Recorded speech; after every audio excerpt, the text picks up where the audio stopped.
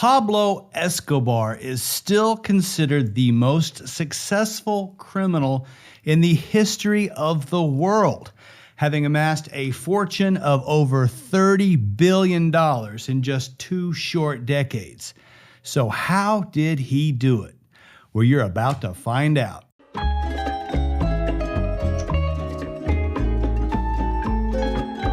I'm Joshua Roberts, attorney at law, and you are watching Lawyer Up. Today we are talking about the life and times of Pablo Escobar. We're going to go back, we're going to talk about his childhood and how he got into the cartel business. We're going to talk about cocaine production and how that works. We're going to talk about the cocaine trafficking and specifically how Pablo Escobar was able to smuggle so much cocaine into the United States. We're going to talk about the increase in strife between the cartel and the government, as well as rival cartels and the violence that exploded in Colombia during the 70s and the 80s. We're going to talk about Pablo Escobar's last days, and then we're going to look at where are they now. Several of the family members that were involved in the Medellin cartel are still alive to this day. So we'll end with a little update as to those individuals. Remember to like, comment, subscribe, and share. And remember that Lawyer Up is available on all major podcast outlets. And I'll do my typical disclaimer. This video is in no way an endorsement of the use of hard drugs. This is for infotainment purposes only. Don't use hard drugs.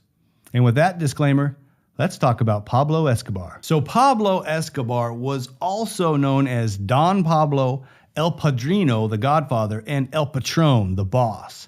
He was born in 1949 in Colombia, South America, and he grew up in a town called Medellin. Pablo was one of 7 children. His father was a farmer, his mother was an elementary school teacher, and stories differ on how Pablo originally got into organized crime.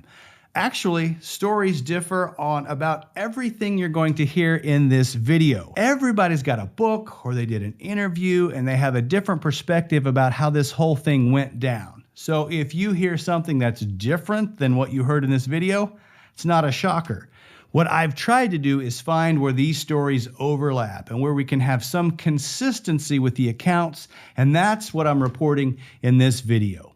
Even the city of Medellin, I've heard it pronounced 4 different ways, and I'm going with the traditional Spanish version that we say in the United States, but the people who actually live there, they pronounce it Medellin. So conflict abounds with this particular story.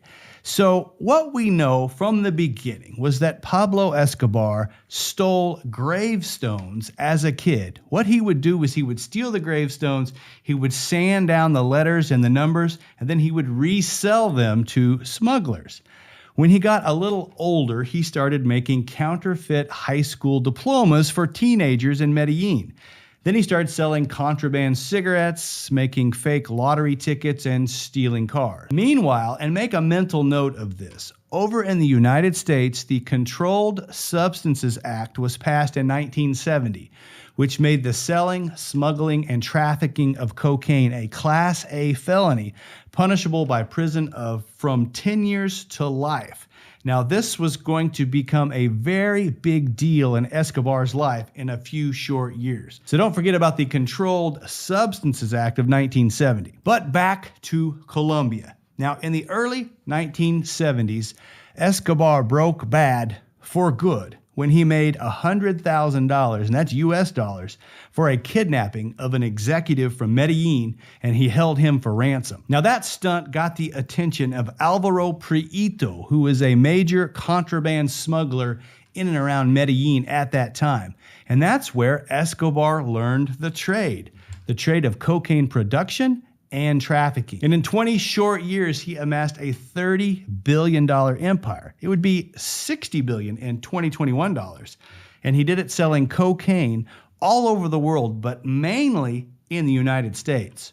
So let's talk for a moment about cocaine, where it comes from and how it's made. So when we're talking about cocaine production, you start with the coca plant. It's 3 to 4 feet tall, and it has small green leaves that look like green tea leaves. These plants are indigenous to the mountains and jungle areas of Peru, Bolivia, and Colombia in South America. And the cocaine is actually extracted from the leaves themselves. Now, to transform these leaves into actual cocaine is a fairly involved process. And if you want details about how the various types of cocaine are made, you can check out my other video called The History of Cocaine. It's available on this channel. So today in this video, you're going to get a crash course on how to make cocaine hydrochloride. And that's the powder cocaine that Escobar sold. And there's various ways to make it, but here is the most common way and what was used in South America at the time. It's a 3-phase process, and the first phase is the extraction phase. And this is generally done by the farmers in the mountains that have large batches of these coca plants and these coca leaves. So the first step is, of course, to harvest the leaves, and you pick them off the plant. It doesn't hurt the plant. They regenerate these leaves, and you can actually harvest leaves up to 6 times per year. Then you spread the leaves out and you let them dry. Once they're dry, you mince them or you chop them up. Once they're minced, then you sprinkle the leaves with powdered cement. Yeah, no joke, powdered cement, sulfuric acid, and phosphorus. Then you toss the leaves kind of like a salad to make sure they get an even coating all around. Then you put these coated leaves into a 55-gallon drum or drums, which are then filled with diesel fuel, or you can use kerosene, where the leaves sit for a few hours as the cocaine is extracted from the coca leaves. Then we move to phase 2, and that's called the base phase. What you do there is you drain the liquid out of the drums. Now the leaves will stay in the 55-gallon drums, and they can be discarded because you're basically done with them at this point. So what drains out is a light green liquid. It's a mixture of the diesel fuel and the extracted cocaine.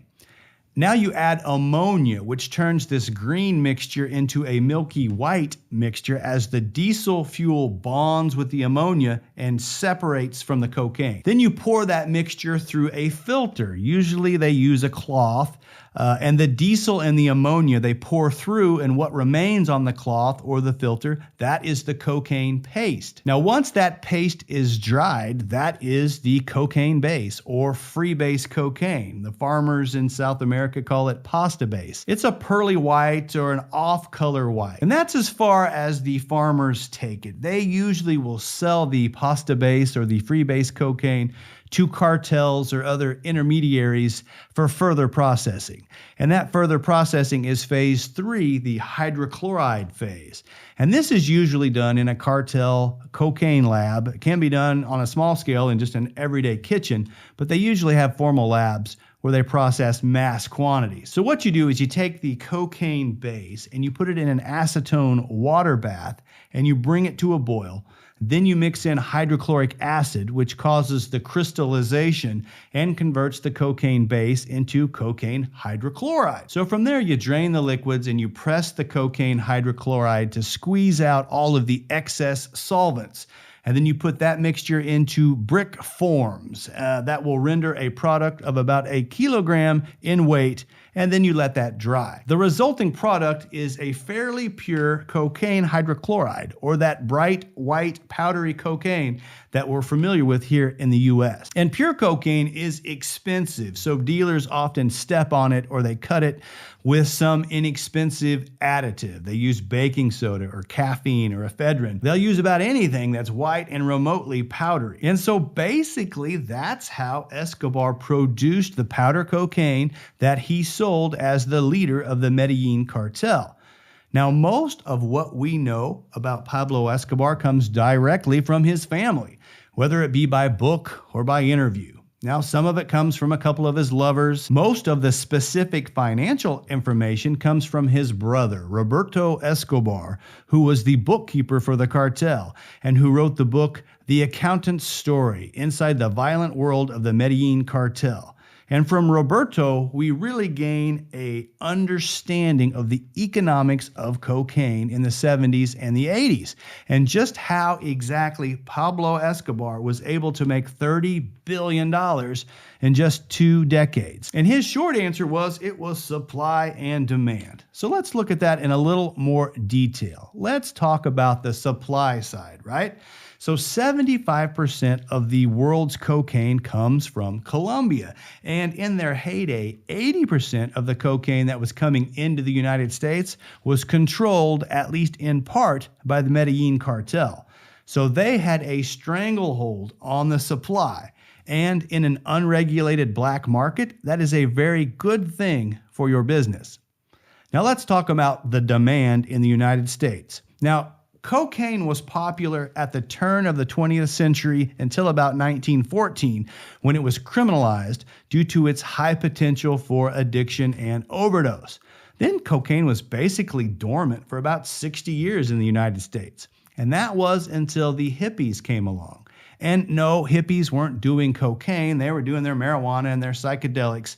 But what they did was they normalized drug experimentation and recreational drug use in the United States. So it was the next generation that came along and adopted cocaine as its drug of choice, fueling the sex, drugs, and rock and roll mantra of the 70s and the 80s. So you have Pablo Escobar with a stranglehold on the cocaine supply and an entire generation of Americans wanting a piece of it. That is the recipe to make a billionaire. So let's dive in a little deeper and look specifically at the numbers and quantities that were being transferred.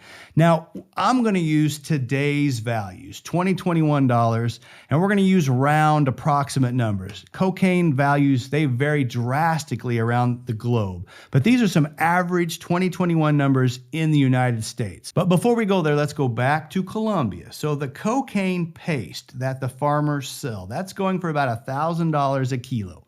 And a kilo of the powder cocaine, that sells for about $2,000 in Colombia.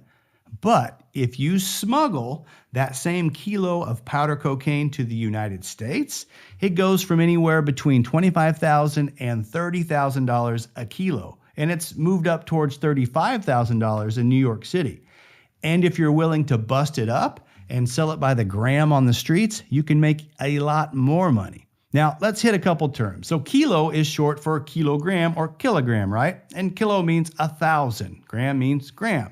So a kilo of cocaine is 1,000 grams of cocaine.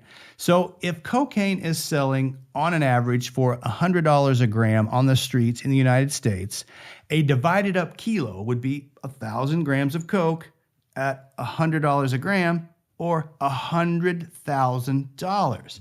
So as a business model, if you can take something worth $2,000 in place A, Colombia, and you can move it to place B, the United States, where it's worth 10 times its original value, you are going to do that, right? You're going to do that as many times as you can.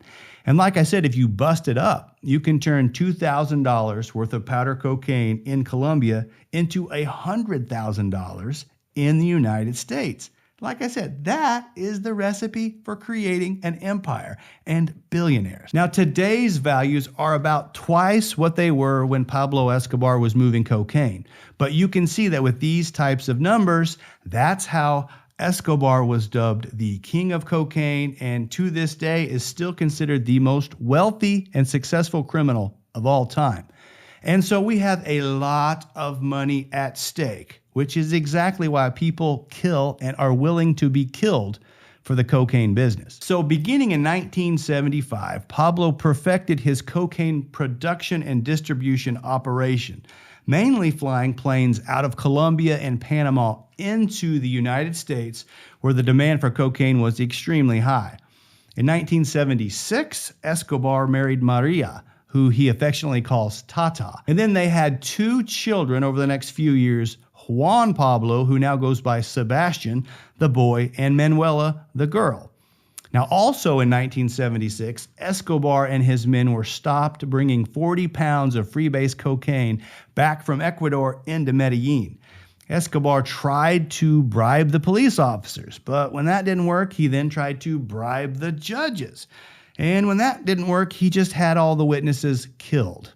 And ultimately, that led to the dismissal of his case, but it really was a precursor for what would transform Colombia into the murder capital of the world in just 15 short years.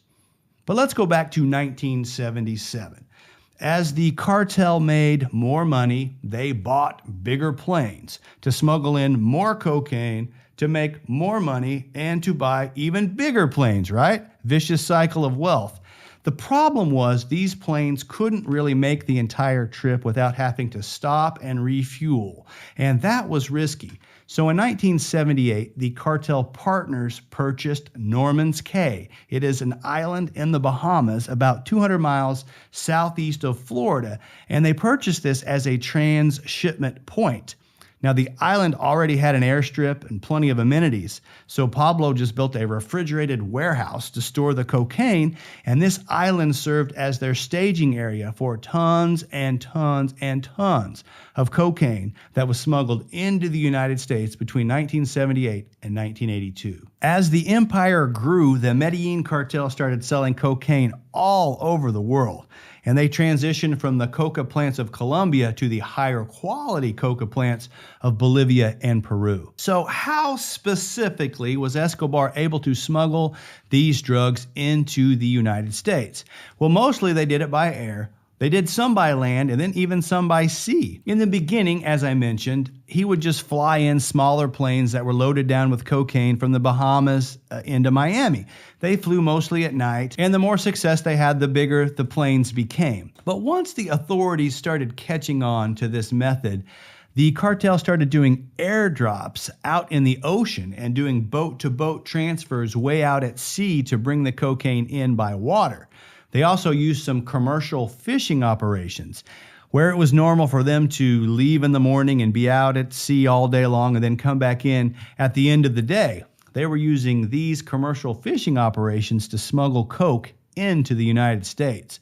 And they also started doing some land drops, and these were where planes would drop large crates of cocaine into deserted areas of Texas that were picked up by his associates on this side of the border. And interestingly, just prior to the demise of the Medellin cartel, they had actually purchased 2 remote control Russian submarines that could each hold a ton of cocaine that they were using to get cocaine from Colombia to Mexico, where they were partnering with Mexican cartels to smuggle the cocaine across the border. Now, during their height of power, Roberto Escobar reported in his book that the Medellin cartel was bringing in $420 million a week from cocaine sales, and they claimed to be moving 15 tons of cocaine into the United States every single day.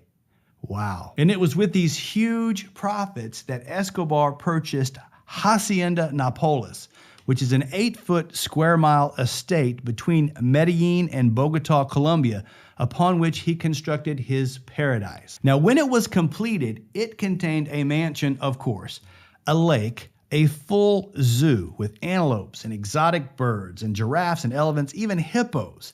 It had a kart racing track. It had its own private airport and helipad. It had large statues of prehistoric animals, giant sculptures.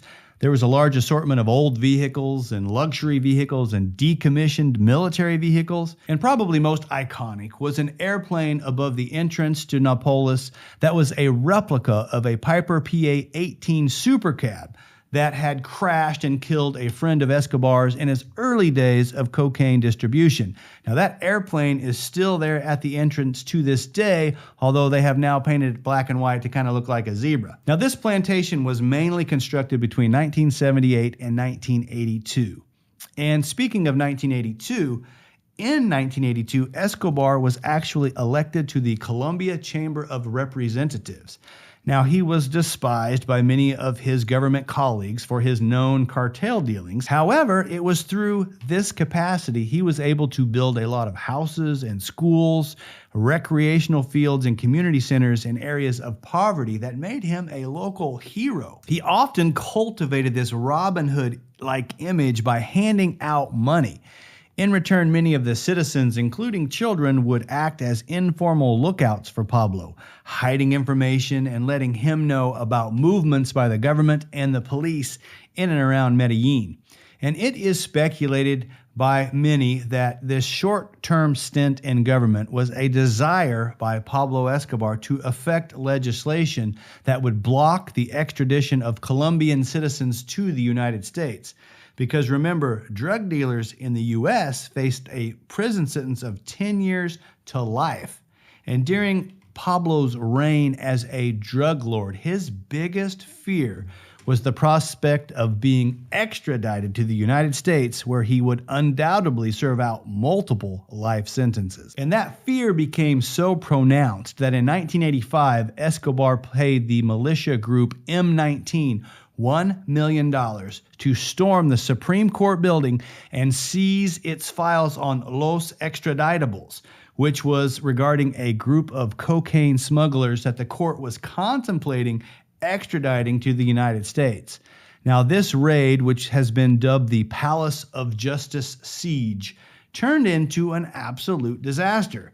Now, while the extraditable files were destroyed, 98 people were killed, including over half of the Supreme Court judges during the military's forced retaking of the facility. And years later, Virginia Vallejos, who is a journalist and lover of Escobar, she gave her testimony regarding this incident that would land at least one of the military generals in jail.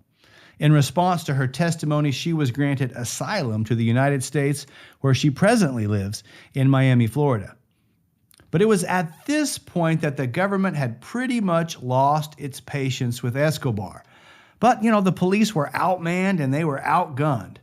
And this battle over extradition really loomed large in Colombian politics over the next several years.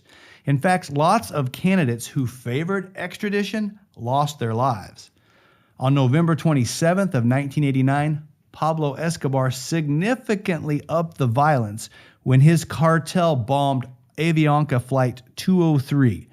All 107 people on board the passenger flight were killed, as well as 3 on the ground that were hit by falling debris. The bombing was an assassination attempt of pro-extradition presidential candidate Cesar Gaviria, who was not on the plane at the time and who actually went on to become the president of Colombia in 1990.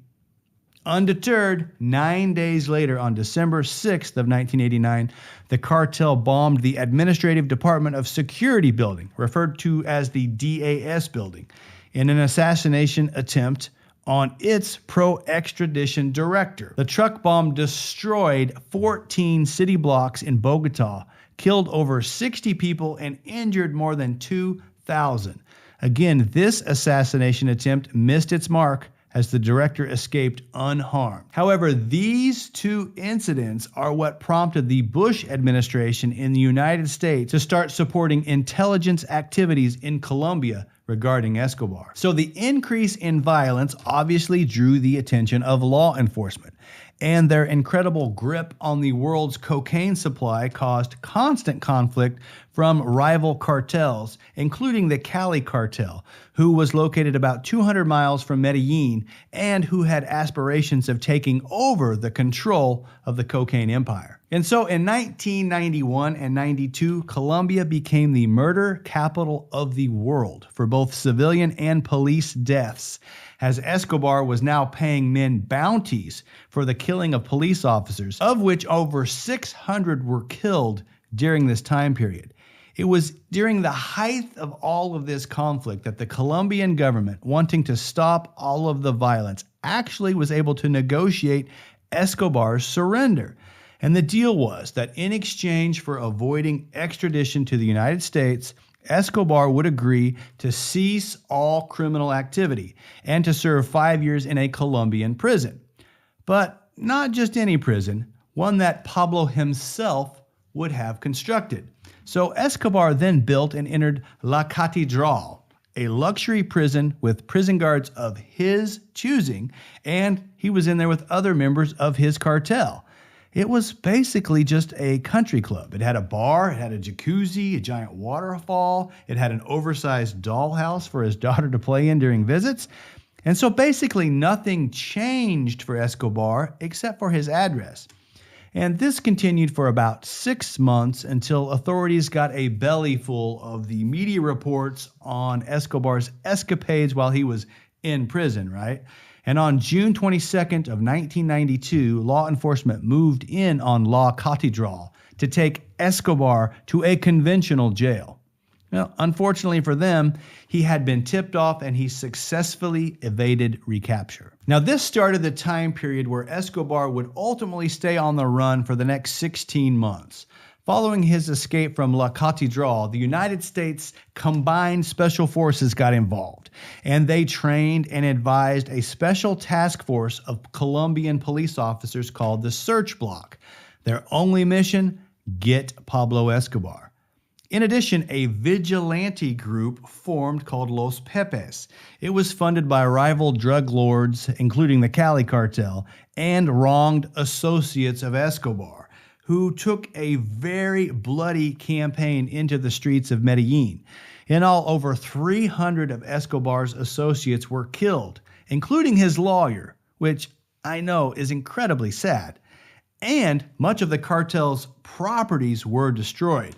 Now, there is a lot of controversy as to whether members of the official government search block were also acting as vigilantes with Los Pepes. But what is clear is that at the very least, the two groups were sharing intel on the whereabouts of Escobar. Now, Pablo was able to stay one step ahead of his pursuers for 16 months until the search block was able to triangulate his position in Medellin using cell phone data. And on December 2nd of 1993, 8 men blew the door open to the home where Escobar was staying. They pursued Pablo and his bodyguard El Limon up onto the roof as they attempted to flee across adjoining rooftops. Ultimately, El Limon was shot and killed. Escobar suffered gunshot wounds to the leg, torso, and one fatal shot through the ear. There is wide speculation as to whether this final shot was an execution by search block or a suicide by Escobar himself. Both of Escobar's brothers have said that he had always told them that if he was cornered, he would put a bullet in his own ear. Regardless, he died that day at the age of 44. Now, there is an iconic photograph of the men who killed Escobar standing over him. I have chosen not to include it in this video. If you want to see it, you can Google it. It's easy to find. It's a pretty easy way for me to get demonetized. And also, it's hard for me to celebrate the death of any human being, regardless of the things that they have done. So we have left that photo out of this particular summary. Ultimately, having been decimated by Los Pepes and Search Block, the fractured Medellin cartel basically disintegrated in favor of the Cali cartel, who controlled cocaine distribution in Colombia for a spell until they met their end, right? But that's a story for a different day. Now, Escobar is still seen as a saint by some in Medellin, and over 25,000 people attended his funeral. And there are some that even to this day pray specifically to Escobar for divine help. So where are they now? Let's talk about some of the players. So today, Escobar's wife, Maria, she's still alive, and she lives in Buenos Aires, Argentina, with her 2 children. Now, her son, who goes by Sebastian, he published a book called Pablo Escobar, My Father, giving his accounts of Pablo's escapades. Now, Sebastian really didn't like Netflix's Narcos, calling it false and disgusting and untrue. But even the producers of Narcos said, it's about 50% true and about 50% we just totally made up. So it's not meant to be an exact accounting of the story of Pablo Escobar. Virginia Vallejo, easy for me to say, right, who was the journalist and lover of Pablo Escobar, she published her memoirs, Loving Pablo, Hating Escobar, in 2007, detailing her romantic entanglements with Escobar, and it also inspired the movie Loving Pablo in 2017. And recall that her testimony regarding the palace siege sent a military leader to prison. Brother Roberto Escobar, he's still alive, and he is quite the firecracker. In addition to the book that he wrote, he has publicly threatened to sue Elon Musk, Apple, and Netflix over their dramatization of the family in Narcos. Ultimately, after Escobar was killed in 1993, the Colombian government took over Hacienda Nápoles. Most of the animals were transferred to other zoos, other than the hippopotamuses, which escaped, and they started living in the nearby lakes and streams. Now today, they have multiplied from the 4 hippos that were there at the time to 40. And there is great disagreement in the community as to whether they should be relocated or just let be. Now note, hippopotamuses are known to be aggressive jackasses, right? And they are not native to Colombia. So it's understandable why some of the locals would want them out of there. Today, in 2021, the plantation is an amusement park. It contains an animal safari-like zoo as well as a water park. It's called Parque Temático Hacienda Nápoles, and it's surrounded by 4 luxury hotels. And last but not least, when we're talking about where are they now, let's talk about cocaine and cocaine today. So ultimately, the popularity of cocaine has declined from the 70s and the 80s. It's still called the rich man's drug, but it has been largely replaced by meth and heroin and fentanyl, which has a lot more potency for a lot less cost. However, there is still a demand for cocaine, and in particular, the cheaper version, crack cocaine. And although Escobar is gone and the Medellin cartel has been gobbled up by other cartels, South America is still where most of the world's cocaine is originated. However, modern-day Colombian cartels have partnered with Mexican cartels, and most notably the Sinaloa cartel, formerly headed by El Chapo, who you may have heard of. So, by partnering with Mexican cartels, they can bring the cocaine right up next to the United States border in cartel staging areas, and they mostly break it down into smaller quantities, and it's carried across the border by mules. They do this by either car or on their person or in their person, if you know what I mean. Now, they still do airdrops in California and Arizona and Texas, but as law enforcement has expanded their efforts, cartels have gotten more and more creative, and they package the cocaine in smaller quantities. It's easier to conceal on the mules, and if they get caught, you lose less product. So that is the episode. I hope you enjoyed it. As I mentioned, Pablo Escobar's life has been memorialized in countless books and movies and shows, including Blow, American Made, and most recently in the Netflix drama Narcos. Check out those for more narco entertainment. And remember, they are entertainment. Even the producers of Narcos, like I said half of what they put in there, they just simply made up. So that's the history of Pablo Escobar. I hope you enjoyed the episode. If you did, smash that like button for me. If you got something to say, put it in the comment sections below. If you haven't subscribed to the channel, subscribe. And as you guys know, I love it when you share me on social media. Again, my name is Joshua Roberts, attorney at law, and you've been watching Lawyer Up. Send lawyers, guns, and money.